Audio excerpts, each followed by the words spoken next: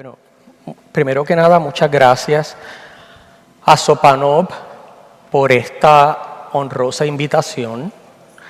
Era posiblemente de las invitaciones en el año que no podía fallar, y sobre todo porque, como dijo José Luis al principio de este congreso, esta es la familia, los amigos y con quienes hemos estado por muchos años juntos y con quienes hemos crecido. En cada charla, yo creo que nosotros debemos tener un objetivo claro. Yo siempre trato que en las mías, aparte de impartir, obviamente, conocimiento, logremos conectar y, sobre todo, inspirar. Y cuando yo hablo de inspiración, me refiero, he estado hablando con muchos de ustedes y en muchos de ustedes los veo. Cuando yo empezaba también oigo, estoy empezando, no me atrevo a usar inyectables, no me atrevo a usar fillers, yo no hago cosmética, lo hace la persona con quien trabajo, etc.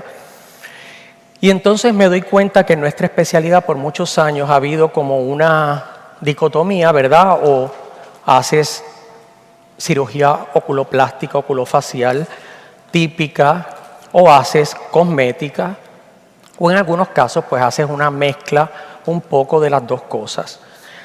Y yo, mi mejor consejo que puedo darle a todos ustedes, para todos, sobre todo los que están empezando, es que traten de abrazar los dos mundos, y sobre todo el mundo de los inyectables y el mundo cosmético, porque llegó para quedarse, es el futuro. Y entonces yo me acuerdo en el 1994, cuando yo salí de mi fellowship con Dr. Dwight Colwyn y Bob Kirsten, que me fui a Mooresfield a hacer tumores con John Wright y después con Richard Collins, párpado. O sea que mi ilusión era hacer una práctica totalmente de oculoplástica pura. En ese momento no existían las cosas mínimamente cosméticas. Y después vino ese acontecimiento. Ustedes saben, todos en la vida tienen algún momento que se las cambia, ¿no? Personalmente o profesionalmente. La historia de la humanidad tiene momentos que marcan un antes y un después. Por ejemplo, para dar uno, en el 1967, Gabriel García Márquez publica 100 años de soledad, y eso marcó la visibilidad en la literatura de toda Latinoamérica, ¿verdad? Y le dio visibilidad al continente americano en las letras. Pues en nuestro campo, en el 2002, se aprobó para uso cosmético la toxina botulínica tipo A o el Botox. Ya en el 1993, se aprobó en el 2002, en el 93 ya yo tenía experiencia inyectando Botox. No está de más decirle que eso marcó, sin yo buscarlo, sin yo necesariamente quererlo, un cambio súbito y consistente en mi práctica y en la manera que yo estaba trabajando, y poco a poco pues eso me fue empujando. Y esto se lo digo porque a veces las cosas ocurren porque usted está en el lugar correcto, a la hora correcta, pero también hay que poner ganas y aprovechar el momento y la posibilidad. Entonces hoy yo quiero hacer una charla donde les quiero demostrar que en una práctica puramente oculoplástica o funcional siempre hay cabida para procedimientos mínimamente invasivos, ya sea de inyectables o neurotoxina. Permiso. Y hoy me voy a concentrar en pacientes, ¿verdad?, en sus características anatómicas y en algunas técnicas de inyección. Y tienen que recordar hoy, en esta charla y en el taller, que el paso número 1 y lo más importante en este campo y en cualquiera es sencillamente saber cómo evaluar un paciente. Cuando usted mire a esa persona, usted tiene segundos para hacer un scan de lo que usted está viendo, programar en su cabeza un plan que sea efectivo, seguro y costo efectivo para el paciente para poder ejecutarlo.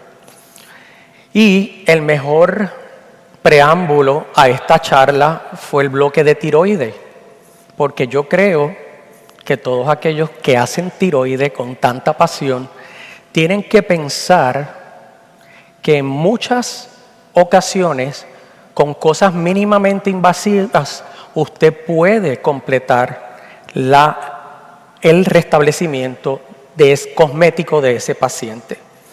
Y vamos a hablar de lo que son rasgos característicos o signature features. Mi amiga dermatóloga de Los Ángeles, Dr. Eva Shanban, fue la que inventó esto de un signature feature. Piensen y miren a su alrededor. Cada uno de ustedes tiene por lo menos algo que salta en sus caras. Ese es su rasgo distintivo. Como inyectores, proveedores o médicos, nosotros podemos enfocarnos en ese rasgo para realzarlo, si el rasgo es positivo, o podemos trabajar alrededor para disminuir ese rasgo si el rasgo no es tan positivo. El doctor Steven Dayan, que es un cirujano plástico facial de Chicago, siempre ha dicho que en su assessment o evaluación del paciente hay dos cosas que son importantes. Número uno es la simetría, muy bien hablada por Marco Sales aquí sobre el paciente de tiroides, simetría, ¿verdad? Y enfocarse en el área periocular. Así es que si el mundo de los core specialists dice que es el área periocular la más importante, ¿qué estamos esperando ustedes? Ustedes son los llamados a ser los expertos. Miren aquí en esta foto el paciente a su izquierda. La paciente tiene dos signature features o rasgos distintivos. ¿Están de acuerdo? ¿Alguien me dice cuál es el primero que le llama la atención? Faro. ¿La ceja? Sí. Pues los otros dos. La nariz, ¿verdad? Y la paciente de la derecha es una paciente que es puramente asimétrica.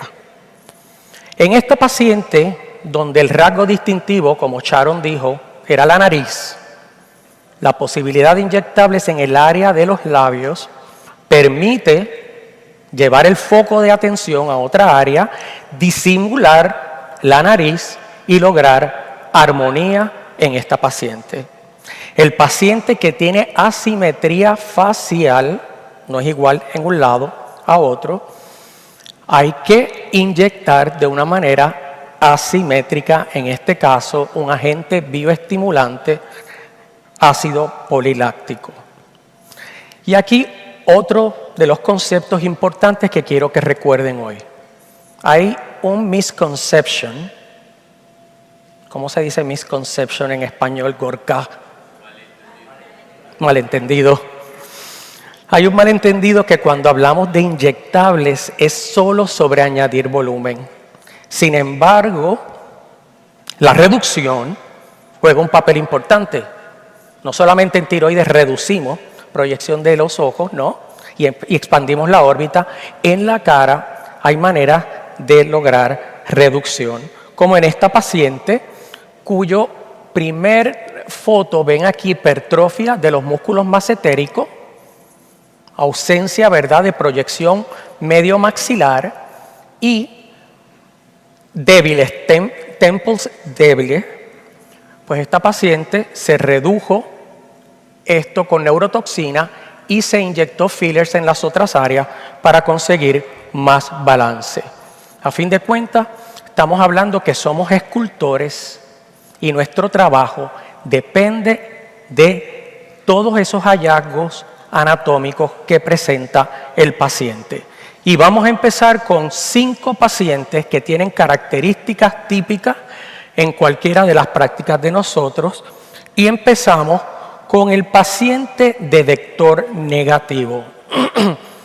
Por definición, el paciente de vector negativo tiene poco soporte de sus ojos, de su órbita, de la maxila, ¿verdad?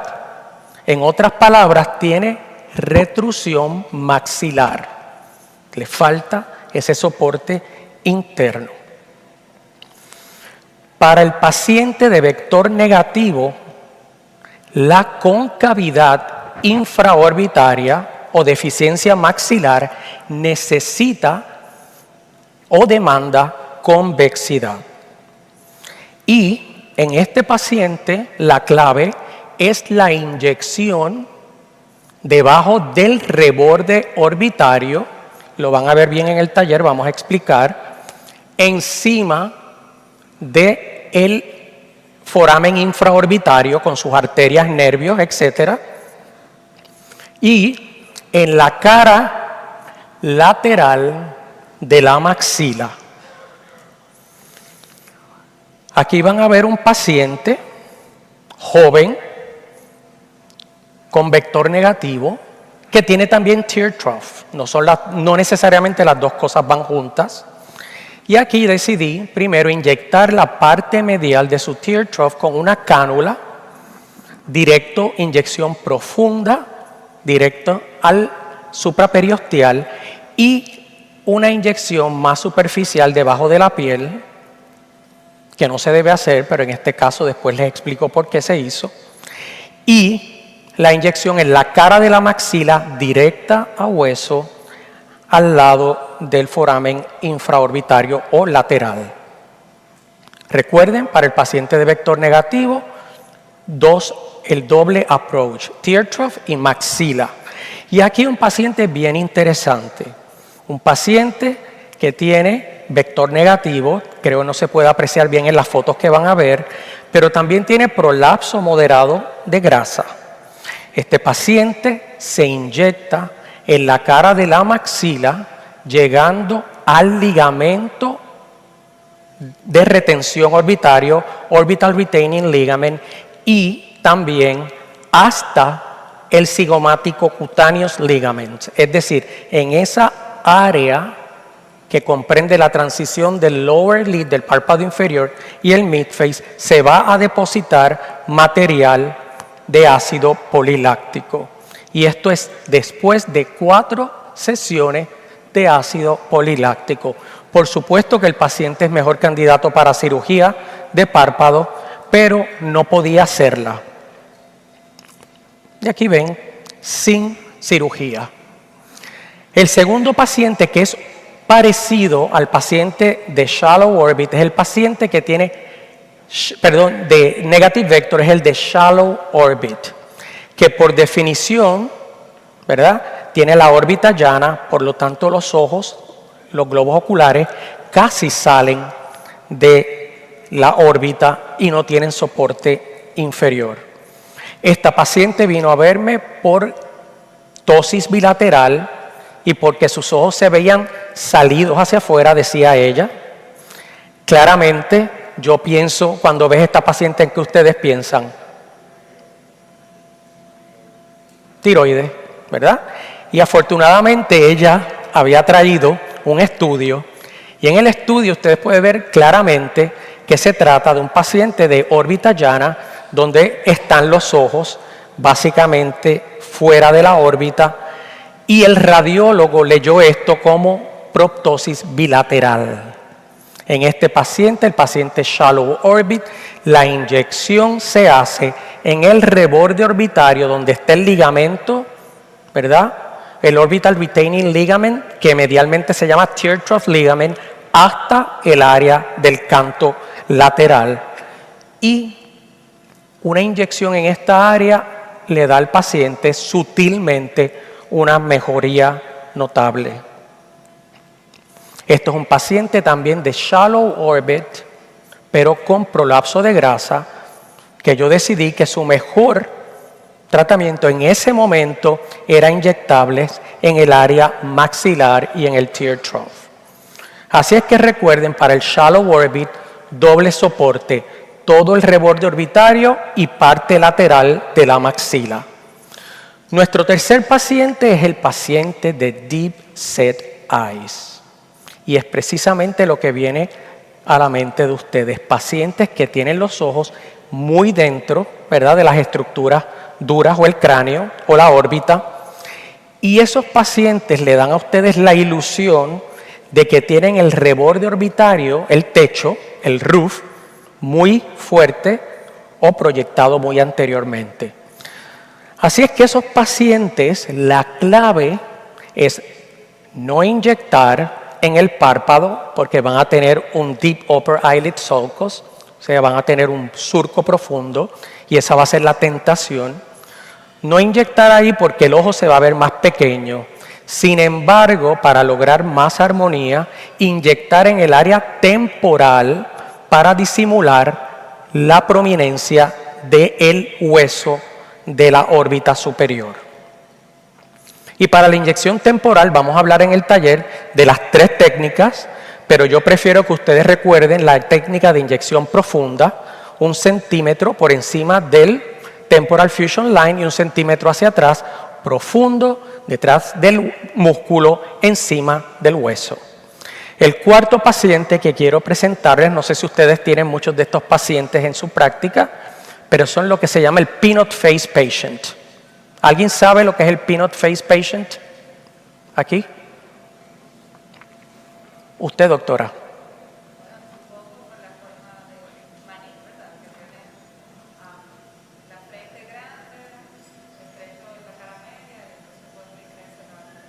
Sí. No necesariamente tienen la frente grande, pero el peanut face patient son aquellos pacientes que tienen todo contenido en la cara en el centro.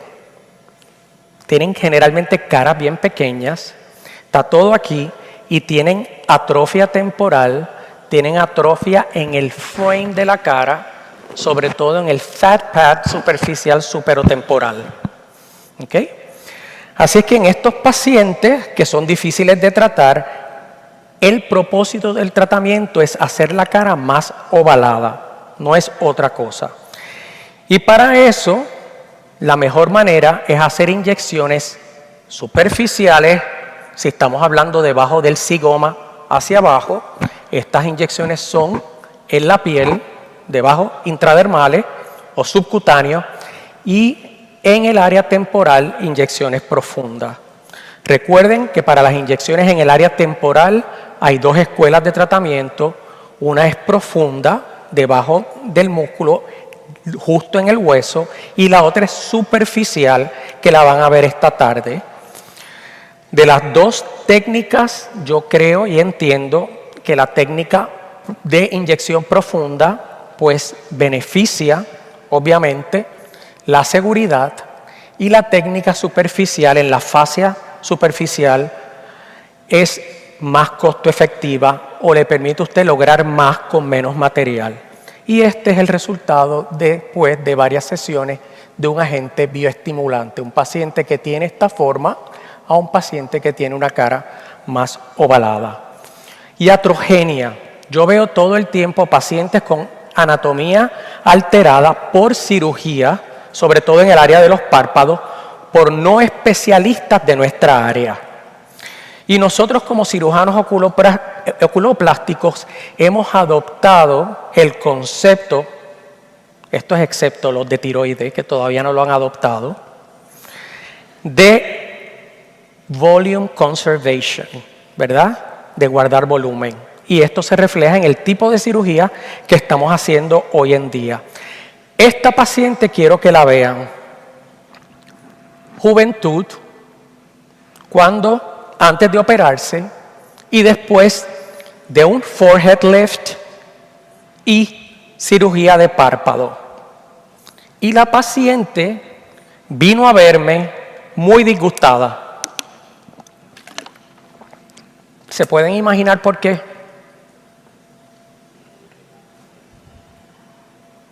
José Luis. Exactamente.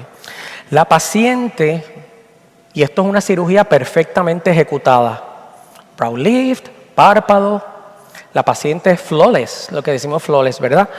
Pero no importa lo bien ejecutada que esté una cirugía, si usted está utilizando el concepto equivocado, la paciente jamás va a estar contenta.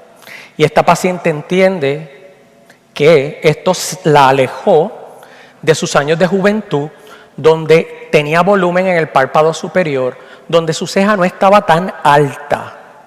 Y esto me trae al concepto, aquí lo ven más acentuado, y entonces en esta paciente lo que hay es que devolver o revertir lo que quirúrgicamente o iatrogénicamente se hizo, devolviendo volumen en el párpado superior y en el roof o en la ceja. Importante cuando hablamos del párpado superior es saber que hay dos arterias, dos estructuras vasculares, que es supratroclear y supraorbitaria, que les vamos a enseñar esta tarde cómo localizarlos en un paciente, no en un cadáver como aquí, pero que saben que salen del reborde medio de la órbita. Y la inyección preferida mía para el párpado superior es con cánula siempre. Y uso cánula de 27 de 1 pulgada porque ese es el tamaño del párpado. La inyección es dirigida debajo del orbicularis, cerca del reborde orbitario. Muy poca de inyección, esto es inmediatamente después, todo eso baja después. Y recuerden que las estructuras vasculares van a estar detrás del lugar donde usted está colocando la inyección. La inyección en la ceja o lo que se llama el roof es bien importante no solamente para dar proyección anterior y juventud al ojo, sino para disimular. Hay muchos médicos que cuando hacen su blefaroplastia superior colocan la incisión tan alta que casi llega a los vellos de la ceja, ¿no? Y para usted poder revertir eso, tiene que inyectar el roof para poder disimular esa apariencia de Garfield que le dan al paciente. Y casi por último, el paciente de trauma, que muchos de ustedes tienen mucha experiencia en trauma. Yo todavía estoy en un centro de enseñanza donde lo que vemos es trauma y me encanta el trauma y creo que es un paciente bien retante. Aquí, por ejemplo, ven una radiografía, ¿verdad? Una neuroimagen de un paciente típico de los que vemos.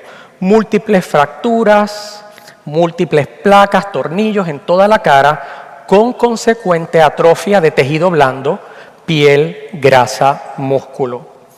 Y en estos pacientes, cuando la fase reconstructiva de cirugía llega a un plató, no hay más nada, piensen que usted siempre en su caja de herramientas puede tener inyectables para completar esa restauración en ese paciente. Aquí ven una paciente que sufrió un accidente motor, ¿verdad?, vehicular, donde sufrió aquí trauma en el frontalis, por lo tanto tiene asimetría en la posición de la ceja. También tiene deficiencia de volumen en el área maxilar izquierda y el resultado de ella a 2 semanas de inyectables. Aquí una paciente, y de estos tengo varios lamentablemente, con heridas de tiros en la cara por sus parejas, después de múltiples cirugías. Aquí esta paciente escogí empezar a hacerle inyecciones de bioestimulante con ácido poliláctico para dar la milla extra por un paciente que obviamente ya no puede posiblemente tener más procedimientos quirúrgicos, y estas fueron las áreas donde se colocó, y esto pues obviamente pues sutilmente una mejoría que para ella significó mucho. Y ahora, para terminar, porque hablé de pacientes que son funcionales, ¿verdad?, pacientes con rasgos distintivos, pero algunos de ustedes me dicen, pero doctor, yo hago muchas cirugías, no tengo que hacer inyectables. y me va muy bien con la cirugía de párpados y ustedes son los expertos, pero muchas veces tenemos pacientes como esta que viene por una cirugía de párpado inferior y claramente cuando la veo le digo eso es una parte y posiblemente va a estar en el tope de mi lista, pero los inyectables van a completar la transformación de ella definitivamente. Y yo siempre le pido a la gente que me den fotos de ellos a través del tiempo, porque eso me ayuda para entenderlos y también para poder explicar el procedimiento. Aquí ven que esto es un plan complejo, cirugía, restauración, ¿verdad?, de la ceja, del párpado superior, colapso de la cara inferior, todo con inyectable. Y aquí vamos a ver en tiempo rápido la restauración de este paciente. Primero superior, párpado superior se va a hacer con cánula, con un inyectable suave, poco hidrofílico. Suborbicularmente vamos a llenar lo que es el A-frame deformity en el plano suborbicular, utilizando siempre para mí en esta área cánula. Después voy a hacer con agente bioestimulante la cara media y aquí son las inyecciones superficiales en el área preauricular, también y para el pliegue nasolabial siempre me gusta utilizar cánulas y lo voy a explicar en el taller por qué. Y si ustedes quieren devolver a un paciente que le hacen la parte superior con cirugía, frescura en la parte inferior, hagan los labios. Aquí también se le hizo para el colapso de la parte inferior. Y este es el resultado después de cirugía y después de una sesión de inyectables muy razonable porque no se usaron en ella más de 4 jeringuillas y neurotoxina en toda la cara. Así es que ustedes se pueden imaginar la felicidad que le da a esta paciente después de su cirugía y completar ese viaje, ¿verdad?, con inyectables. Así es que la anatomía, como ustedes han visto, es lo que nos permite a nosotros poder entender nuestro cuerpo, cómo funciona y cómo intervenimos el cuerpo quirúrgicamente. Pero también es esencial para el trabajo de nosotros, que a fin de cuentas somos artistas o escultores. Así es que preguntas, comentarios, si necesitan algún material, los invito a que me escriban aquí. Muchas gracias.